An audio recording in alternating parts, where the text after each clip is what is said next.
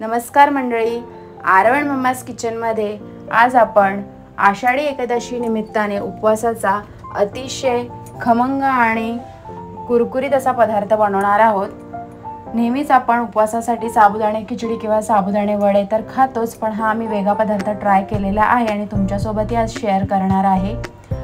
खूप कमी वेळामध्ये आणि साहित्यही अगदी मोजकंच आहे। तर कशी बनवायची रेसिपी आता आपण पुढे बघणार आहोत। तर त्यासाठी आपल्याला लागणार आहेत 2 टेबलस्पून साबुदाणे। ही जी छोटी वाटी आहे हे 2 टेबलस्पून मी साबुदाणे इथे घेतलेले आहेत।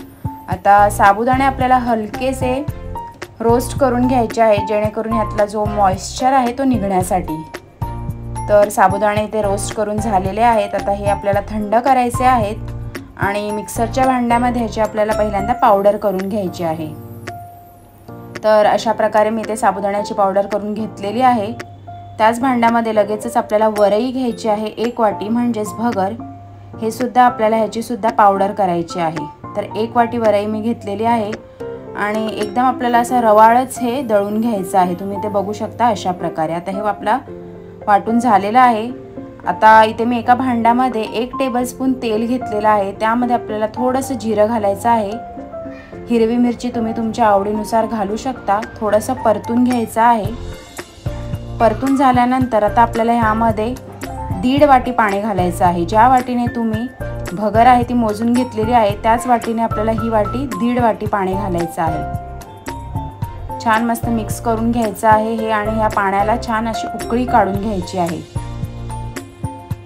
तर इथे मी 1 वाटी भगरसाठी 1.5 वाटी पाणी घेतलेलं आहे। चवीपुरते यामध्ये आपल्याला मीठ घालायचं आहे आणि ह्याची छान अशी उकळी काढून घ्यायची आहे। उकळी आली की आपल्याला जे आपण पीठ दळून घेतलं होतं मिक्सरच्या भांड्यामध्ये ते थोडं थोडं करून आपल्याला ह्यामध्ये घालायचं आहे। थोडंसं आधी मी ह्यामध्ये घातलेलं आहे पीठ। थोडं मिक्स करून घेऊयात। हळूहळू आपल्याला हे पीठ आहे ते घालायचं आहे, सगळं एकत्र न घालता। तर आता पुन्हा आपण जे शिल्लक राहिलं होतं ते पीठ घालणार आहोत आणि छान मस्त एकदम असं मिक्स करून घ्यायचं आहे। तर तुम्ही ते बघू शकता असं थिकनेस आलेला आहे वरईच्या पिठामुळे। मिक्स करून घ्यायचं आहे छान आपल्याला हे। 5 मिनिटं आपल्याला हे वाफेवर ठेवायचं आहे। 5 मिनिटानंतर तुम्ही ते बघू शकता छान मस्त असं घट्ट झालेलं आहे। आता हे एका प्लेटमध्ये ते मी काढून घेतलेलं आहे। याला थंड करायचं आहे आणि आता ह्यामध्ये आपण 2 उकडलेले बटाटे घालणार आहोत। तर इथे उकडलेले बटाटे मी घेतलेले आहेत, ते असे किसून घेतलेले आहेत, जेणेकरून असे बटाट्याचे तुकडे नको राहायला म्हणून किसून घ्यायचे आहेत आणि छान हा असा पिठाचा गोळा तयार करून घ्यायचा आहे। तुम्ही यामध्ये शेंगदाण्याचं कूटही घालू शकता। मी शेंगदाण्याचं कूट नाही घातलेलं आहे, तुम्हाला आवडत असल्यास तुम्ही घालू शकता। तर इथे अशा प्रकारे पिठाचा गोळा तयार झालेला आहे आणि आता तुमच्या आवडीनुसार तुम्हाला म्हणजे कसे आवडतात तसे तुम्ही वडे बनवू शकता किंवा पॅटीज बनवू शकता कोणत्याही आकाराचे। तर इथे मी असे साबुदाणा वड्याप्रमाणे छोटे छोटे मिनी वडे असे बनवलेले आहेत ह्याचे। तुम्ही काही नाव देऊ शकता या रेसिपीला। तर मिनी वडे मस्त असे उपवासाचे मी आज इथे करतेय। एका साईडला इथे तेल गरम करायला ठेवलेलं आहे मी, त्यामध्ये आपण हे वडे सोडूया अलगतच आणि मस्त एकदम क्रिस्पी होईपर्यंत आपल्याला हे फ्राय करून घ्यायचे आहे, डीप फ्राय करून घ्यायचे आहेत।